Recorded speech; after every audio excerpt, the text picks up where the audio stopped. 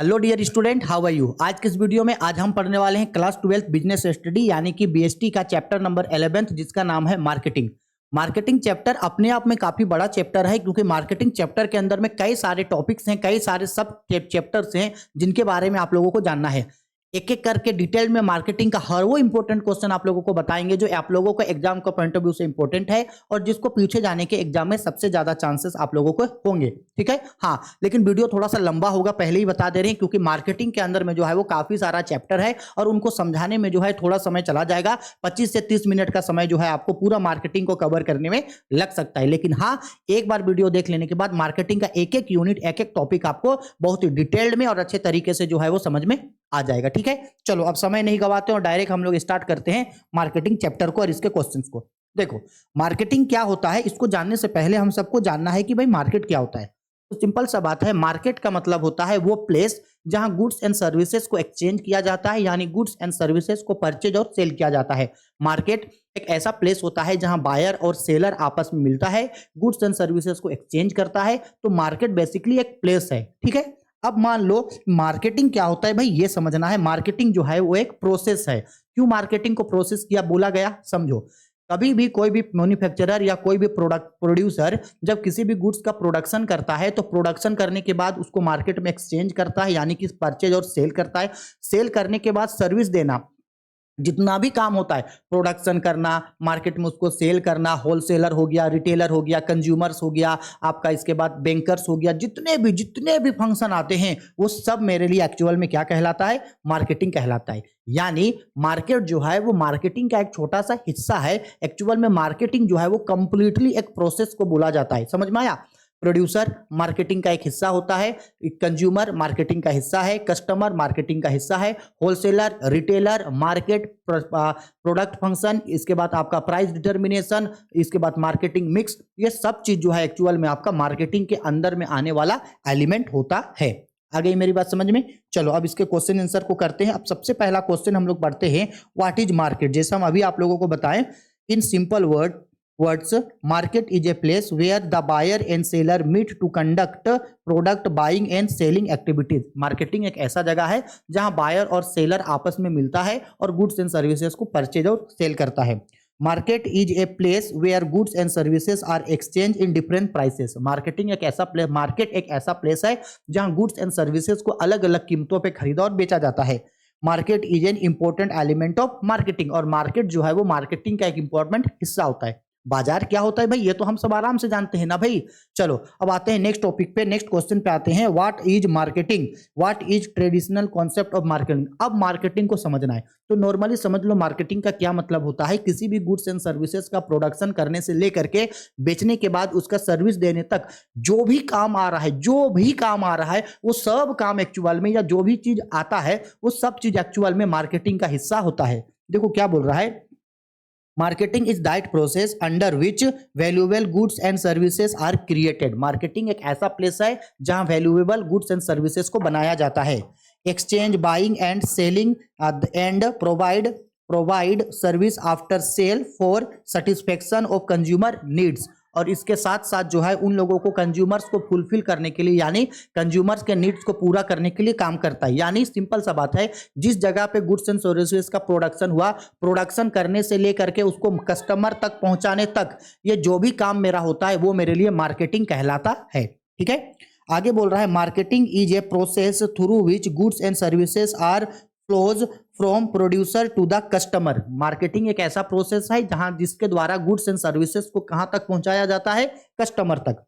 आगे बोला, this is product orientated. ये कौन ओरिएंटेटेड होता है, प्रोडक्ट ओरिएंटेटेड होता है। The main objective of marketing is to earn profit. Marketing का मेन ऑब्जेक्टिव क्या होता है, प्रॉफिट अर्न करना। लेकिन ध्यान रखना, मार्केटिंग का मेन ऑब्जेक्टिव प्रॉफिट अर्न करना होता है, but with the satisfaction of consumer. Consumer को सेटिस्फाई करते हुए लाभ कमाना होता है। ठीक है, प्रॉफिट तो कमाएगा, मार्केटिंग है तो प्रॉफिट कमाएगा ही, लेकिन किस तरीके से प्रॉफिट कमाएगा, कंज्यूमर को सेटिस्फाई कराते हुए।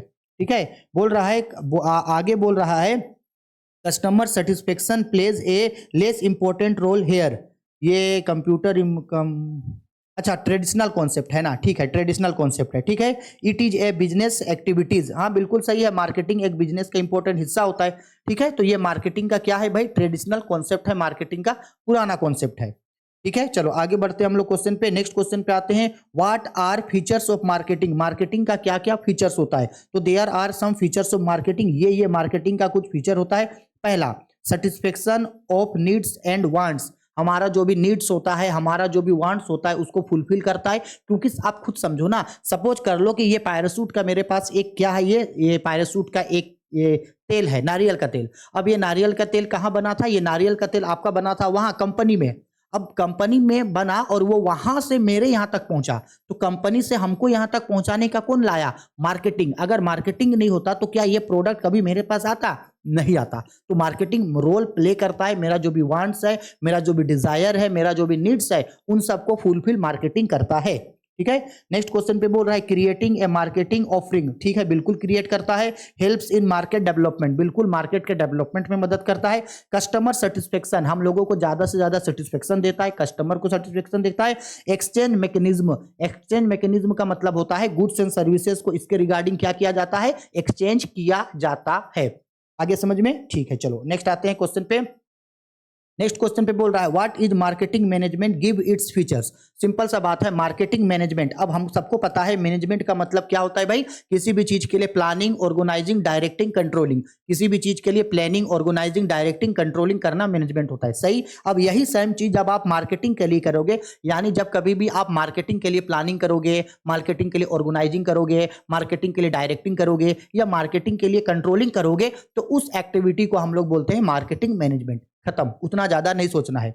Marketing management means management of all activities related to marketing function, market से रिलेटेड आप कुछ भी काम कर रहे हो, आप मार्केटिंग मैनेजमेंट कहलाओगे। Marketing management in concern with planning, organising, directing and controlling the activity relating to the marketing, एक मार्केटिंग से रिलेटेड जो भी, एक मार्केटिंग से रिलेटेड जो भी प्लानिंग, ऑर्गेनाइजिंग, डायरेक्टिंग, कंट्रोलिंग आप करते हो, तो समझ जाना आप मार्केटिंग मैनेजमेंट कर रहे हो।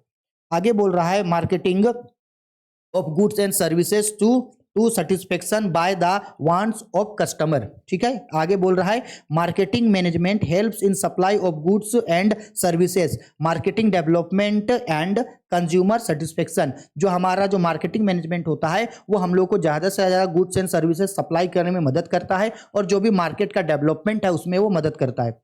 आगे बोल रहा है marketing management is a marketing concept which helps to understand function of marketing, marketing management एक ऐसा प्रोसेस है जो हमको मार्केट को समझने में क्या करता है, मदद करता है।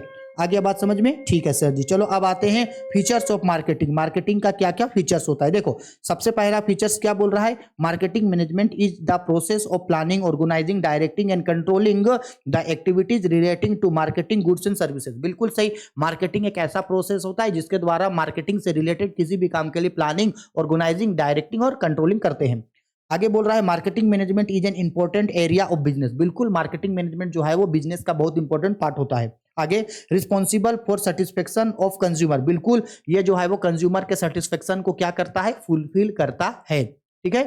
आगे helps in generation of revenue, ज्यादा से ज्यादा रेवेन्यू कमाने में जो है हमको मार्केटिंग हेल्प करता है। Marketing management is goal orientated, बिल्कुल सही, मार्केटिंग मैनेजमेंट गोल ओरिएंटेटेड होता है, मार्केटिंग मैनेजमेंट प्रोडक्ट ओरिएंटेटेड होता है, marketing management consumer satisfaction orientated होता है। बोल रहा है मार्केटिंग मैनेजमेंट है जो wide scope than sales management, बिल्कुल मार्केटिंग मैनेजमेंट जो है वो सेल्स मैनेजमेंट से बड़ा होता है। अब मार्केटिंग मैनेजमेंट सेल्स मैनेजमेंट क्या होता है इसको हम लोग आगे पढ़ेंगे, हो गया। आगे क्वेश्चन पे आते हैं, बोल रहा है what are objectives of marketing management. तो बोल रहा है there are some objectives of marketing management, ये मार्केटिंग मैनेजमेंट का कुछ कुछ ऑब्जेक्टिव है। क्या क्या, पहला creation of demand, marketing management इसलिए किया जाता है ताकि आप मार्केट को अच्छा से समझो और उतना ज्यादा जो है आप डिमांड को क्रिएट करो, क्योंकि अगर मार्केट में डिमांड नहीं होगा तो आपका सेल नहीं होगा, सेल नहीं होगा तो प्रॉफिट नहीं होगा। इसलिए यह मोस्ट इंपॉर्टेंट बन जाता है कि आप मार्केट के लिए जो है वो डिमांड बढ़ाओ, और डिमांड आप तभी बढ़ा सकते हो जब आपको मार्केटिंग मैनेजमेंट सही से करने आए। दूसरा मार्केट शेयर्स, मार्केट में हिस्सेदारी को अपना बढ़ाओ, ठीक है। Profitable service volume through customer satisfaction, यानी कस्टमर को ज्यादा से ज्यादा सेटिस्फाई करना और उतना ही ज्यादा जो है वो प्रॉफिट कमाने का चांसेस को बढ़ाना।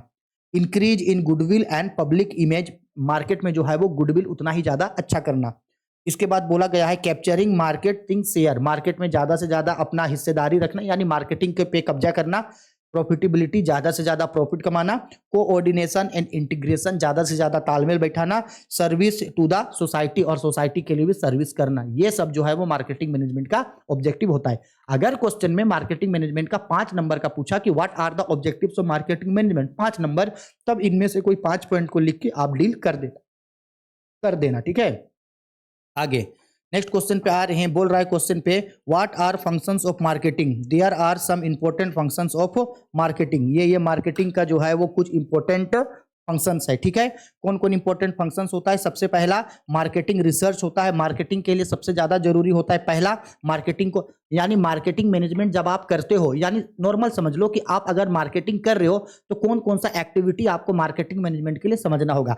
सबसे पहला पॉइंट है मार्केटिंग रिसर्च, सबसे पहले आपको मार्केटिंग को रिसर्च करना होगा, मार्केटिंग को आपको अच्छे से समझना होगा कि ये जो मेरा मार्केट है, इस मार्केट में कब और किस तरीके से कोई गुड्स का डिमांड बढ़ता है, किस तरीके के कस्टमर आते हैं, कौन सा चीज का डिमांड इस मार्केट में नहीं होता है, यानी पूरे डिटेल में मार्केट को जो है वो समझना है कि आखिरकार मार्केट यहाँ का किस तरीके से चलता है या किस तरीके का इसका जो डिमांड है वो इंक्रीज डिक्रीज होता है, यानी डिमांड वॉल्यूम इसका क्या है।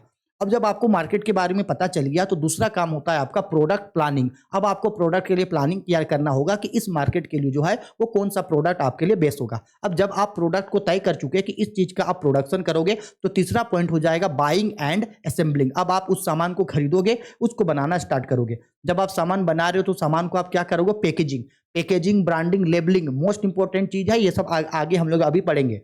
पैकेजिंग करोगे 4th पॉइंट में, इसके बाद 5th पॉइंट में उसका ब्रांडिंग करोगे, 6th पॉइंट में आप उसका लेबलिंग करोगे, 7 पॉइंट में उसका ट्रांसपोर्टेशन करोगे, 8 नंबर पे बोला है प्राइसिंग, इसके बाद 9 नंबर पे बोला गया है आपका storage and warehousing, 10 number पे बोला है सेल्समैनशिप, 11 नंबर पे है आपका प्रमोशन एंड सेलिंग, 12 नंबर पे है इंश्योरेंस, 13 पे है एडवर्टीजमेंट, 14 नंबर पे है पब्लिसिटी, 15 नंबर पे है फिजिकल डिस्ट्रीब्यूशन और 16 नंबर पे है जब माल आपका बिक गया उसके बाद कस्टमर सपोर्ट सर्विस। इतना सारा काम जो है आपको करना पड़ता है किसके रिगार्डिंग, मार्केटिंग के रिगार्डिंग। अगर आप मार्केटिंग में अच्छा सेलर बनना चाहते हो, मार्केटिंग में अच्छा कब्जा चाहते हो तो ये चीज करना पड़ेगा। और आज पता है हर बड़ा सा बड़ा कंपनी ना ये चीज को फॉलो करता है और हर बड़ा से बड़ा कंपनी ये सारा फैसिलिटी देता है और इन सारे चीजों के ऊपर जो है वो काम करता है, ठीक है, क्योंकि उसको मार्केट में बना रहना है, ठीक है।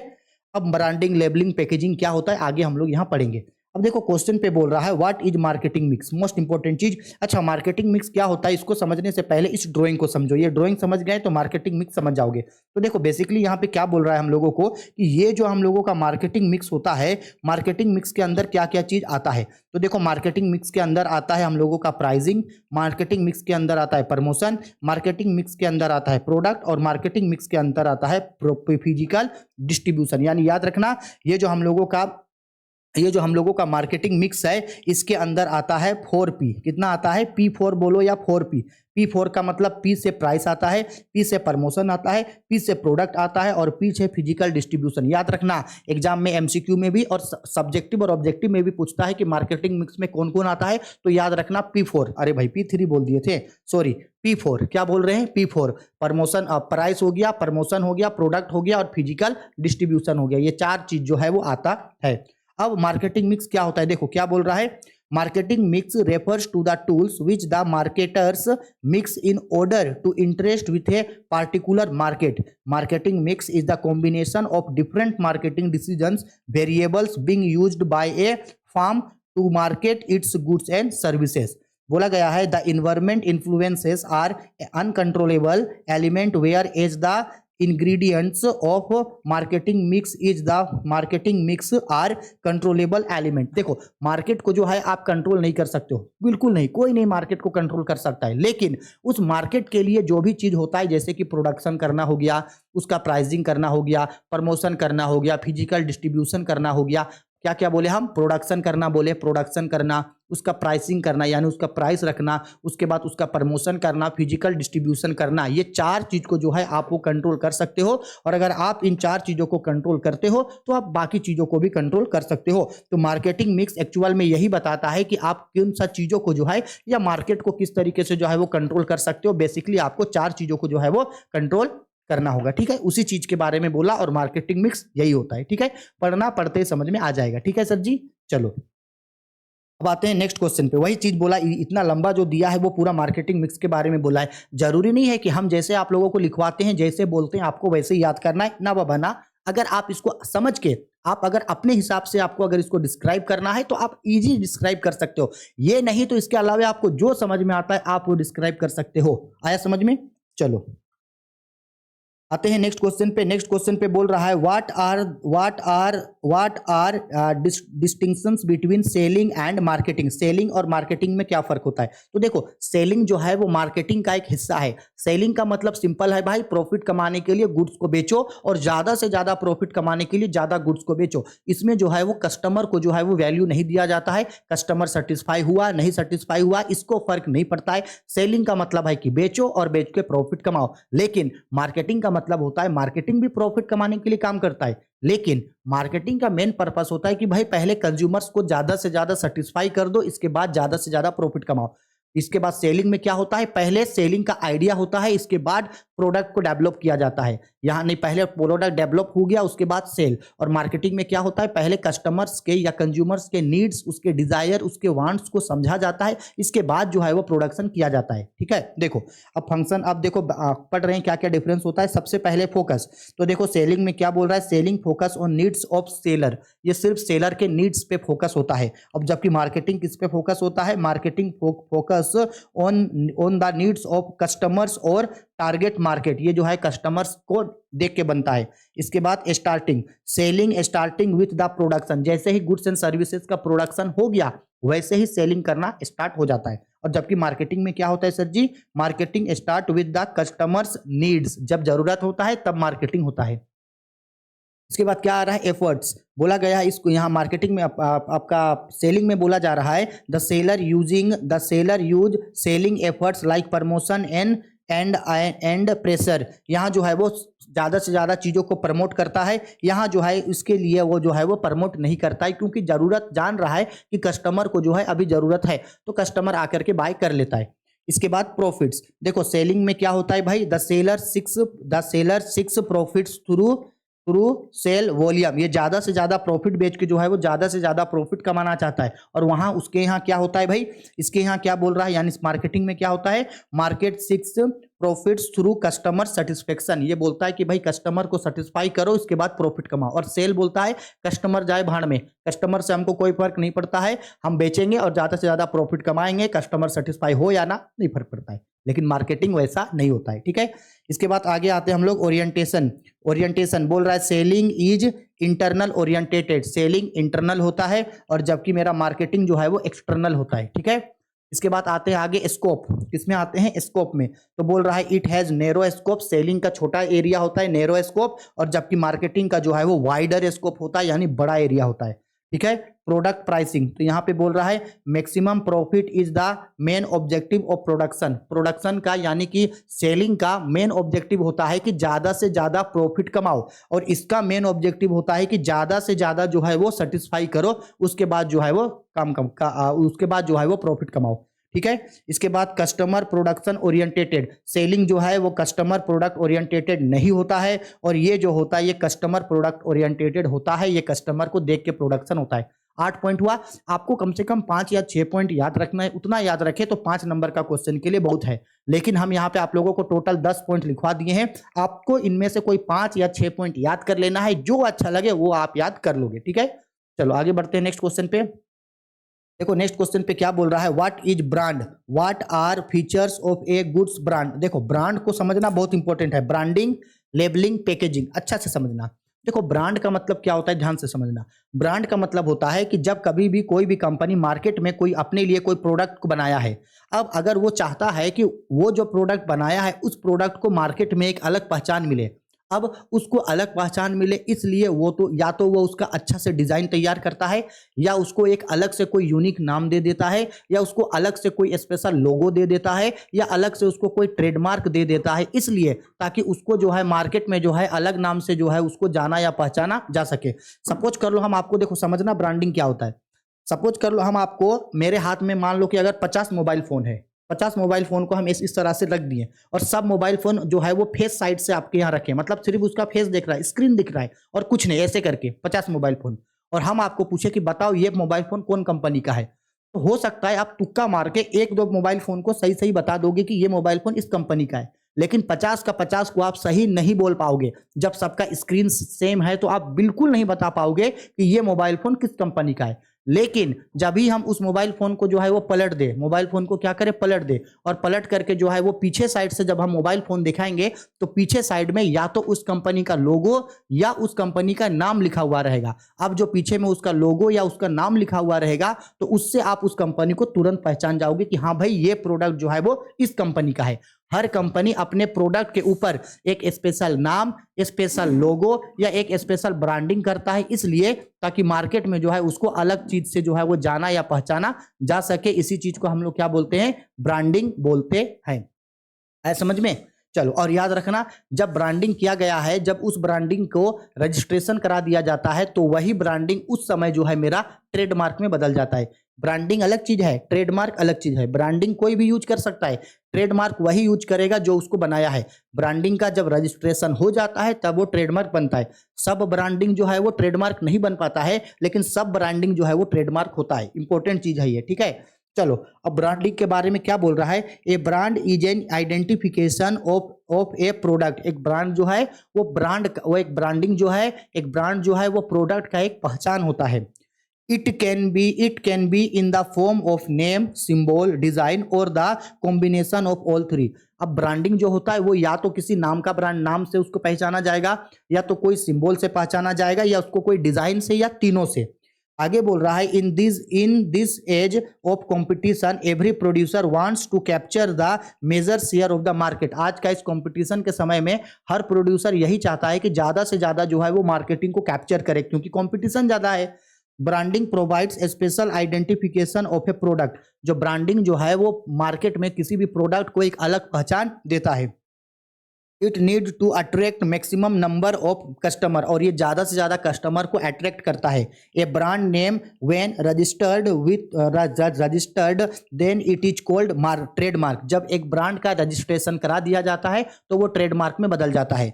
आगे बोल रहा है branding is the management process by which A product is brand किया जाता है। It is a general term of marketing. ये मार्केटिंग का एक टर्म होता है, ठीक है। अब देखो, सिंपल सा बात समझाते हैं कि ब्रांडिंग क्यों इतना इंपॉर्टेंट होता है। आज के समय में हर कोई आदमी जो है वो एप्पल फोन के लिए पगलाया है। सभी लोगों को आईफोन चाहिए। अच्छा, आईफोन का पहचान का तरीका, पीछे में उसका एप्पल का लोगो लगा हुआ रहता है, वो पहचान का तरीका है। अगर मान लो एप्पल अपना लोगो नहीं लगा के रखता तो दुनिया का हर मोबाइल कंपनी जो भी मोबाइल बनाना है हर कोई उसमें ओप्पो का सिंबल को चिपका देता और ओप्पो बोल के बेच देता, है ना। किया तो जा सकता है भाई, सिंपल सा बात है, हर कंपनी को प्रॉफिट चाहिए। और जब एप्पल का इतना ज्यादा डिमांड है, मान लो एप्पल का फोन 1.5 लाख 2 लाख में मिल रहा है, तो एक कंपनी जो घटिया मोबाइल बनाया उसके ऊपर एप्पल का लोगो लगा करके बेच दिया और उसको वो 20,000 30,000 में बेचा, तो हर कोई तो उसी को खरीदेगा। क्योंकि वो पहचान कैसे पाएगा कि भाई कौन ओरिजिनल है और कौन डुप्लीकेट है। वो पहचाना जाता है उसके ट्रेडमार्क से, उसके ब्रांडिंग से। वही ब्रांडिंग होता है जो प्रोडक्ट को एक अलग पहचान देता है, और जब ब्रांडिंग का रजिस्ट्रेशन कर दिया जाता है तो वो ट्रेडमार्क बन जाता है। अब एप्पल कंपनी भी जब एप्पल बनाया होगा तो एप्पल का जो वो आधा खाया हुआ जो लोगो है वो ब्रांडिंग था। उस समय उसको कोई भी यूज कर सकता था। अब उसका क्या कर दिया गया, रजिस्ट्रेशन कर दिया गया। अब रजिस्ट्रेशन करने से क्या हुआ, अब एप्पल कंपनी के अलावे दूसरा कोई भी कंपनी जो है उस एप्पल का ट्रेडमार्क को यूज नहीं कर सकता है, और ना ही अपने कंपनी का नाम एप्पल लग सकता है। दुनिया में कितना भी मोबाइल फोन बन जाए, कोई भी मोबाइल कंपनी अपना मोबाइल का नाम एप्पल नहीं रख सकता है, और कोई भी मोबाइल कंपनी अपना मोबाइल में एप्पल का लोगो नहीं लगा सकता है। इसलिए क्योंकि उस ब्रांडिंग का ट्रेडमार्क कर दिया गया है, और जिसके नाम से ट्रेडमार्क होता है उसी के पास अथॉरिटी होता है उसको यूज करने का।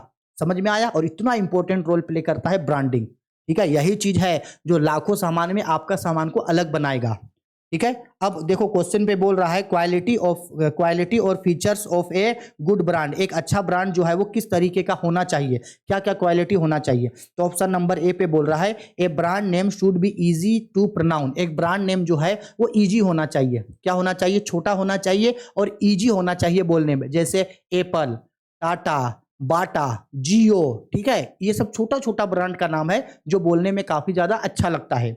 दूसरा, ए brand name should B suggest something about the product benefits. Brand name ऐसा होना चाहिए जो उस प्रोडक्ट के बारे में कुछ चीजों को बताए। इसके बाद the brand name should be attractive. Brand name ऐसा होना चाहिए जो क्या हो, बहुत ही ज्यादा अट्रैक्टिव हो, जिसको सुन करके या देख करके लोग उसके तरफ जो है वो अट्रैक्ट हो। इसके बाद the brand name should be unique. Brand name जो है वो अलग होना चाहिए, दूसरों से थोड़ा अलग आपका लोगो या अलग आपका ब्रांड दिखना चाहिए। आगे बोल रहा है the brand name should B appropriate and suitable. Brand name जो है वो एक अच्छा और सही और सुटेबल होना चाहिए। The brand name should A stable life. Brand name जो है वो एक लंबे समय तक के लिए होना चाहिए। The brand name should be capable for of being registered. Brand name ऐसा होना चाहिए जो क्या होना चाहिए, रजिस्टर्ड होना चाहिए। ओप्पो का लोगो एक बार एप्पल का जो आधा खाया हुआ एप्पल है, एक बार उसका रजिस्ट्रेशन हो गया, वो ब्रांड ट्रेडमार्क में बदल गया। दोबारा दुनिया का कोई भी कंपनी अपने नाम एप्पल नहीं रख सकता है। क्यों? क्योंकि उसका ब्रांडिंग हो गया, उसका ट्रेडमार्क हो चुका है, इसलिए। ठीक है, चलो अब आते हैं क्वेश्चन पे बोल रहा है व्हाट इज ट्रेडमार्क। तो हम समझाएं कि जब कभी भी किसी भी ब्रांड का रजिस्ट्रेशन करा दिया जाता है तो वो ब्रांड एक्चुअल में क्या बन जाता है, ट्रेडमार्क। वही चीज को यहाँ पे जो है वो एक्सप्लेन किया गया है। ठीक है, चलो अब आगे क्वेश्चन पे बोल रहा है what are distinction between brand and trademark. अब भाई देखो ब्रांड और ट्रेडमार्क में क्या डिफरेंसेस है, तो देखो ब्रांड और ट्रेडमार्क में क्या क्या डिफरेंस है। तो सबसे पहला भाई दोनों का मीनिंग, ब्रांड का मतलब होता है कि मार्केट में आपका प्रोडक्ट को जिस नाम से जाना या पहचाना जाता है वो आपका ब्रांड कहलाता है। और जब उसी ब्रांड का रजिस्ट्रेशन करा दिया जाता है तो वही ब्रांड किसमें बदल जाता है, ट्रेडमार्क में बदल जाता है। ये मीनिंग है। ठीक है, दूसरा एरिया पे देखो क्या होता है, brand has wider area. Brand का एक बहुत बड़ा एरिया है। क्यों? क्योंकि भाई ब्रांड हर कोई यूज कर सकता है। जब तक आपका ट्रेडमार्क नहीं हुआ है तब तक ब्रांड यूज कर सकता है। जैसे मान लो हम लोग पानी का बोतल खरीदे, पानी का बोतल सेम मॉडल का, सेम डिजाइन का, सेम साइज का होता है कि नहीं? बिल्कुल होता है। तो वो ब्रांड सबका सेम रहेगा। अब कौन सा कंपनी कौन सा पानी बोतल बिस्लेरी का है, हम कैसे पहचानेंगे? तो उसमें बिस्लेरी का ब्रांडिंग रहेगा, यानी बिस्लेरी का उसमें नाम रहेगा। आया समझ में? इसलिए ब्रांडिंग का जो है एरिया वाइडर होता है और ट्रेडमार्क का जो एरिया होता है वो नैरो होता है, यानी ट्रेडमार्क थोड़ा छोटा होता है। ठीक है, इसके बाद आगे प्रोटेक्शन। याद रखना ब्रांडिंग किसी भी तरीके का जो है वो लीगल प्रोटेक्शन नहीं देता है। हाँ, लेकिन जब आप उसका ट्रेडमार्क कर लिए तो ट्रेडमार्क जो है वो लीगल प्रोटेक्शन देता है। ब्रांडिंग लीगल प्रोटेक्शन नहीं देता है, ट्रेडमार्क लीगल प्रोटेक्शन देता है। इसके बाद related, branding denotes qualities of A product. Branding जो है वो क्वालिटी बताता है प्रोडक्ट का, और जबकि ट्रेडमार्क जो है वो बताता है प्रोड्यूसर के बारे में। अगर किसी कंपनी के ऊपर एप्पल का लोगो है तो समझ जाना कि वो एप्पल कंपनी बनाया है, एप्पल कंपनी। किसी के ऊपर अगर जियो लिखा है तो समझ जाते हैं कि ये जियो कंपनी बनाया है। तो जो ब्रांडिंग होता है वो बताता है प्रोडक्ट के बारे में, और जो ट्रेडमार्क होता है वो बताता है प्रोड्यूसर के बारे में, जो उसको बनाया है उस कंपनी के बारे में बताता है। इसके बाद uses, it can be used every producer. हर कोई ब्रांडिंग का यूज कर सकता है, लेकिन ट्रेडमार्क का यूज वही करेगा जो उसका ओनर है, जो उसका रजिस्ट्रेशन करवाया है। इसके बाद रजिस्टर्ड, नोट कंपलसरी। ब्रांडिंग का जो है वो रजिस्टर्ड करना कंपलसरी नहीं होता है, लेकिन ट्रेडमार्क का रजिस्ट्रेशन कराना कंपलसरी होता है, क्योंकि आप रजिस्ट्रेशन कराओगे तब जाके ही जो है वो ट्रेडमार्क में बदलेगा, और जब तक रजिस्ट्रेशन नहीं कराओगे वो ब्रांडिंग का ब्रांडिंग ही रहेगा। ठीक है, चलो सर जी अब नेक्स्ट क्वेश्चन पे आते हैं। अब क्वेश्चन में बोल रहा है व्हाट इज लेबलिंग। अब देखो इसको एक ही लाइन में हम समझा दे रहे हैं लेबलिंग क्या होता है। हम लोग के यहाँ जो भी प्रोडक्ट होता है उस प्रोडक्ट के ऊपर में उस प्रोडक्ट के बारे में सब चीज लिखा हुआ रहता है। प्रोडक्ट का नाम क्या है, कौन कंपनी बनाया, उसका रजिस्ट्रेशन नंबर क्या है, उसका एमआरपी क्या है, उसमें कौन कौन सा इंग्रेडिएंट्स यूज हुआ है, उसको यूज किस तरीके से करना है, वो एक्सपायर क्या होगा, किसके क्या क्या चीज़ इसका जो है वो डिसएडवांटेज है। हर एक चीज़ उस प्रोडक्ट के बारे में लिखा हुआ होता है, जिससे उस प्रोडक्ट के बारे में कंप्लीट इंफॉर्मेशन हम लोगों को मिलता है। वही चीज़ लेबलिंग कहलाता है।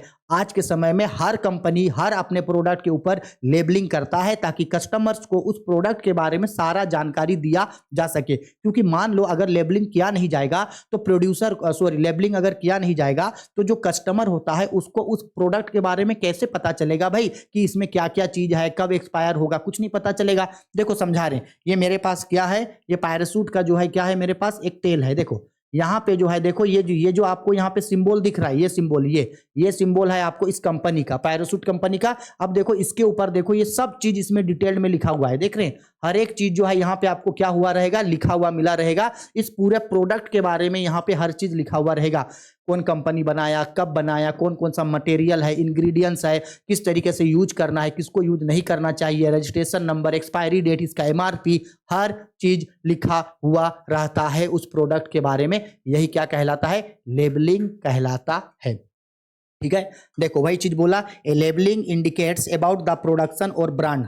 Labeling labels are attached on the product packaging to help in identify and provide some information about the product to the customers. Product के बारे में जानकारी देता है। A label is a carry of information of a product like name, price, producer name, manufacturing and pricing, date, ingredients, instructions of use etc. इन सब के बारे में जानकारी देता है। Packaging, branding and labelling is go together. हर चीज packaging, branding और लेबलिंग का काम जो है वो एक साथ होता है। ए label gives variable information about the product and seller. जो लेबलिंग होता है वो प्रोडक्ट और सेलर के बारे में कंप्लीट जानकारी हम लोगों को देता है। ठीक है, सेलर का सेंस है यहाँ पे प्रोड्यूसर। ठीक है, अब नेक्स्ट क्वेश्चन पे आते हैं और क्वेश्चन पे बोल रहा है what is packaging, give its important. Packaging क्या होता है? पैकेजिंग का मतलब क्या होता है कि जब कभी भी आप कोई भी प्रोडक्ट बनाएं, जब आप उस प्रोडक्ट को किसी बॉक्स के अंदर, किसी डिब्बा के अंदर, किसी प्लास्टिक के अंदर, किसी कागज के अंदर जब आप उसको लपेट के पैक करते हो तो वही कहलाता है पैकेजिंग। जैसे मान लो ये है मेरा सर, इसमें नारियल का तेल है, तो नारियल का तेल इस बॉक्स के अंदर डाला गया है, तो ये जो बॉक्स है इसका, ये बॉक्स इसका कहलाता है पैकेजिंग। ये देखो मेरे पास क्या है, ये मेरे पास ये इंक है। ये इंक किसके अंदर डाला गया है? तो देख सकते हैं ये इंक जो है इस बॉक्स के अंदर डाला गया है, तो ये बॉक्स इसका पैकेजिंग है। अच्छा, और ये इंक जो है ये इंक जो है वो डिब्बा के अंदर डाला गया है, तो ये डिब्बा में इसका क्या किया गया है? पैकेजिंग। ठीक है, और इसके ऊपर आप ये जो भी चीज देख रहे हो, इसके ऊपर क्या देख रहे हो? ये जो भी चीज देख रहे हो, जो भी चीज यहाँ पे लिखा हुआ है इस प्रोडक्ट के बारे में, ये सब चीज मेरा क्या कहलाता है? इसका कहलाता है लेबलिंग। ठीक है, आया समझ में? ब्रांडिंग अलग चीज है, पैकेजिंग अलग चीज है, लेबलिंग अलग चीज होता है। ठीक है, चलो अब पैकेजिंग का मतलब समझ गए, डिब्बा, बॉक्स या किसी भी चीज में डाल करके उसको रखना, सेफ रखना उसको। ठीक है, packaging at a very basic level engage defined as a set of tasks or activities which is concerned with that design and then production of an appropriate content for the product. Packaging means wrapping, compressing or filling goods for the purpose of their protection in the form of paper, plastic, boxes, bottles, tins, jar, bags etc. इसी में भी packaging कर सकते हैं। Packaging provide protection to the goods. जो packaging होता है वो गुड्स को क्या प्रोवाइड करता है? प्रोटेक्शन। क्योंकि इसके अंदर अगर ये पैकेजिंग नहीं रहता तो सर इसमें जो नारियल तेल है वो कहाँ रहता? इसका अगर मान लो अगर पैकेजिंग नहीं होता तो इसके अंदर जो इंक है वो कहाँ रहता? इसलिए जो है वो प्रोटेक्शन प्रोवाइड करता है। इसके बाद बोल रहा है एडवांटेज और इंपॉर्टेंस ऑफ पैकेजिंग। पैकेजिंग का क्या क्या एडवांटेज या इंपॉर्टेंस है? पहला, प्रोटेक्शन ऑफ गुड्स। पैकेजिंग जो है वो गुड्स को प्रोटेक्शन करता है। दूसरा, रिड्यूस कॉस्ट को कम करता है। Helpful in sale promotion and packaging better price, help करता है गुड्स को प्रमोट करने में। आइडेंटिफिकेशन ऑफ प्रोडक्ट को एक अलग पहचान मिलता है। हेल्प्स इन लेबलिंग करने में मदद करता है, क्योंकि इसके ऊपर जो भी चीज लिखा गया है पैकेजिंग के ऊपर ही तो लिखा जाएगा। अगर पैकेजिंग नहीं होता तो इसको लिखते कहाँ? ठीक है, रीसेल वैल्यू, इसको जो है वो दोबारा बेचा जा सकता है। Printing of product and producer, Prestige होना चाहिए यहाँ पे। ठीक है, प्रेस्टीज होना चाहिए, प्रेस्टीज। ठीक है, इसके बाद convenience in and handling. Convenience मतलब सुविधा होता है, इसको हम आसानी से पकड़ के कहीं भी जा सकते हैं, पॉकेट में डाल दो। ये सब जो है वो पैकेजिंग का एडवांटेज है। ठीक है, आगे कुछ और क्वेश्चन है, आते हैं हम लोग। What is channels of distribution, give its important. Channel of distribution क्या होता है? ध्यान से समझना। चैनल ऑफ डिस्ट्रीब्यूशन का मतलब है अगर मार्केट में कोई गुड्स का प्रोडक्शन हुआ है, मार्केट में क्या हो रहा है भाई? किसी गुड्स का प्रोडक्शन हुआ, यानी मार्केट में कोई सामान बना, वो सामान कस्टमर तक कैसे पहुंचेगा? कस्टमर तक कैसे पहुंचेगा? जैसे ये कंपनी जो है ये कहाँ पे बना है? मुंबई में। अब ये मुंबई में बना तो मुंबई में प्रोड्यूसर बैठा है और हम यहाँ हैं बोकारो में। ठीक है, तो बोकारो में हम कस्टमर हैं, तो प्रोड्यूसर से कस्टमर के बीच कौन सामान लेकर के आया मेरा? तो प्रोड्यूसर और कस्टमर के बीच में लोगों का ग्रुप काम करता है, जिसको बोला जाता है चैनल ऑफ डिस्ट्रीब्यूशन। ठीक है, जो गुड्स को एक्सचेंज करने में, आगे भेजने में काम करता है। चैनल ऑफ डिस्ट्रीब्यूशन में कौन कौन आता है? सबसे पहला तो भाई आपका प्रोड्यूसर आता है जो इस सामान को बनाया। सबसे लास्ट में हम आते हैं, कंज्यूमर यानी कस्टमर हम लोग हैं। सबसे आगे है प्रोड्यूसर और सबसे लास्ट में हम लोग कंज्यूमर। हम लोगों के बीच में 3 लोग और काम करता है। कौन कौन है भाई? तो देखो, ये जो प्रोड्यूसर है, प्रोड्यूसर के बगल में काम करता है एजेंट। एजेंट यानी प्रोड्यूसर माल किसको बेचता है, एजेंट को, एजेंट माल किसको भेजता है, होलसेलर को, होलसेलर किसको माल भेजता है, रिटेलर को, और रिटेलर सबसे लास्ट में हमको भेजता है। कौन कौन बोले, प्रोड्यूसर, प्रोड्यूसर किसको भेजेगा, एजेंट को, एजेंट किसको भेजेगा, होलसेलर को, होलसेलर किसको भेजेगा, रिटेलर को, और रिटेलर किसको भेजेगा, कंज्यूमर को। आया समझ में? इसी को ही चैनल ऑफ डिस्ट्रीब्यूशन बोलते हैं और इसी चीज के बारे में जो है वहां सब चीज लिखा गया है। ठीक है, अब ये कितना टाइप्स का होता है चैनल ऑफ डिस्ट्रीब्यूशन, तो basically channel of distribution 4 types का होता है, अच्छा से समझना। सबसे पहला होता है जीरो लेवल डिस्ट्रीब्यूशन। और आप बोलोगे कि सर जीरो लेवल डिस्ट्रीब्यूशन क्या होता है, एकदम very simple. Zero level distribution मतलब समझो, प्रोड्यूसर और हम हैं और हम लोगों के बीच कोई नहीं है। एक तरफ कौन है, प्रोड्यूसर है, और एक तरफ कस्टमर है। यानी एक ऐसा चैनल ऑफ डिस्ट्रीब्यूशन जहां प्रोड्यूसर जो गुड्स को बनाया वो गुड्स डायरेक्ट किसको सेल कर दिया, कस्टमर को। जैसे हम लोग ऑनलाइन खरीदते हैं, बीच में कोई नहीं है, कंपनी से हम लोग डायरेक्ट खरीद लिए ऑनलाइन। यानी कौन है भाई, बेचने वाला है प्रोड्यूसर है, बनाने वाला प्रोड्यूसर है, और खरीदने वाला हम कंज्यूमर। यानी प्रोड्यूसर जो है वो कंज्यूमर को डायरेक्ट माल बेचता है, बीच में कोई काम नहीं कर रहा है। ये होता है जीरो लेवल, मतलब बीच में कोई नहीं है। ठीक है, देखो यहाँ एक्सप्लेन किया गया है, ये हो गया हम लोगों का प्रोड्यूसर है, यहाँ बीच में 3 लोग हैं, और ये हो गया हम लोगों का कस्टमर, हम लोग। तो प्रोड्यूसर जो है देखो ये डायरेक्ट माल किसको भेज दिया, कस्टमर को। ये कहलाता है जीरो लेवल, यानी कि बीच में कोई भी काम नहीं कर रहा है। यहाँ कौन है, यहाँ पे है प्रोड्यूसर, यहाँ कौन है, कस्टमर है, प्रोड्यूसर कस्टमर को डायरेक्ट माल बेचा, बीच में कोई काम नहीं कर रहा है। ये होता है जीरो लेवल। ठीक है सर, जीरो लेवल के बाद आता है वन लेवल डिस्ट्रीब्यूशन। अब आप बोलोगे वन लेवल डिस्ट्रीब्यूशन क्या, तो वन लेवल डिस्ट्रीब्यूशन का मतलब सिंपल है कि प्रोड्यूसर और कंज्यूमर के बीच में एक आदमी काम कर रहा है। किसके नजदीक वाला, रिटेलर, यानी कि कंज्यूमर के नजदीक वाला काम कर रहा है। यानी प्रोड्यूसर है, कस्टमर है, और इन दोनों के बीच में कौन काम कर रहा है, रिटेलर। अब समझो, ये जो प्रोड्यूसर जो है ये माल किसको भेजा, रिटेलर को, और रिटेलर जो है ये माल किसको भेज दिया, ये माल भेज दिया आपका कस्टमर को। तो प्रोड्यूसर और कस्टमर के बीच एक जन है, रिटेलर, इसको बोला जाता है वन लेवल डिस्ट्रीब्यूशन। ठीक, इसके बाद नेक्स्ट आता है टू लेवल डिस्ट्रीब्यूशन। अब टू लेवल डिस्ट्रीब्यूशन जैसे नाम से समझ में आ रहा है कि 2 लोग होंगे। कितने लोग होंगे, 2 लोग होंगे, समझना। तो यहाँ पे कौन कौन है भाई, देखो यहाँ पे प्रोड्यूसर है और यहाँ है कस्टमर, और इन दोनों के बीच में कितने लोग काम कर रहे हैं, 2 लोग। यानी कि ये जो हम लोगों का प्रोड्यूसर है, ये माल किसको बेचा, होलसेलर को, और होलसेलर माल किसको बेचा, रिटेलर को, और फिर रिटेलर माल बेचा आपका कस्टमर को। यानी प्रोड्यूसर और कस्टमर के बीच में 2 लोग काम कर रहा है, प्रोड्यूसर, होलसेलर, रिटेलर और कस्टमर। ये होता है 2 लेवल। ठीक है, इसके बाद आता है 3 लेवल, ये लास्ट है। 3 लेवल्स का मतलब है कि सभी लोग काम करते हैं, यानी कि यहाँ प्रोड्यूसर है, यहाँ कस्टमर है, और उसके बीच में जितने भी चैनल ऑफ डिस्ट्रीब्यूशन है वो सब काम कर रहे हैं। मतलब एजेंट काम कर रहा है, होलसेलर काम कर रहा है, और रिटेलर। और किस तरीके से सामान को बेचा गया, प्रोड्यूसर माल बेचा एजेंट को, एजेंट माल बेचा होलसेलर को, होलसेलर माल बेचा रिटेलर को, और रिटेलर से जो है हम लोग कस्टमर खरीद लिए। याद रखना, चैनल ऑफ डिस्ट्रीब्यूशन में जितने अधिक लोग होंगे उतना ज्यादा उस गुड्स का जो है वो कॉस्ट बढ़ेगा, क्योंकि हर कोई बीच में प्रॉफिट कमाना चाहेगा।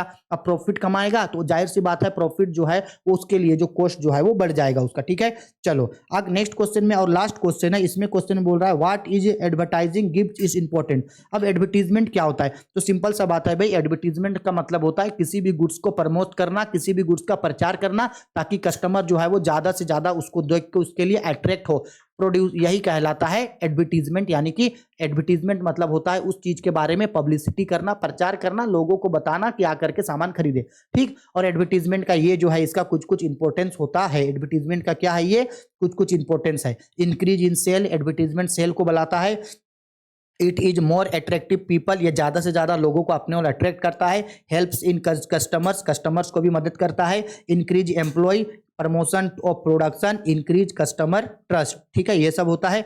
इसके बाद आगे आते हैं what is personal selling. What is personal selling, personal selling क्या होता है, तो बोल रहा है simple speaking personal selling means selling personally. It involves face to face interaction between the seller and the protective buyer और buyers for the purpose of making sale. यानी एक ऐसा सेलिंग जहां जो है एक यानी सेलर और बायर दोनों मिलता है, सेलर और बायर दोनों मिलता है और फेस टू फेस सामानों को खरीदा और बेचा जाता है, तो वो कहलाता है पर्सनल सेलिंग। जैसे मान लो अगर आपको कोई कपड़ा खरीदना है तो कपड़ा खरीदने के लिए आप मार्केट गए, मार्केट में जाके कस्टमर्स मार्केट में जाके सेलर से मिले और उससे बातचीत किए, उस सामान के लिए निगोशिएट किए, इसके बाद सामान को जो है वो बात करके खुद खरीदे। ये कहलाता है आपका पर्सनल सेलिंग, जहां बायर और सेलर फेस टू फेस होता है। हम ऑनलाइन खरीदे तो ऑनलाइन कोई पर्सनल सेलिंग थोड़ी है, आप तो ऑनलाइन में उस फोटो को देखे, उसके बारे में रिव्यू चेक किया और ऑर्डर दे दिए। तो यहाँ क्या आप सेलर को जाने वो कौन है, उसके साथ बातचीत किए? नहीं किए। तो ऑनलाइन शॉपिंग जो है वो डायरेक्ट सेलिंग नहीं होता है।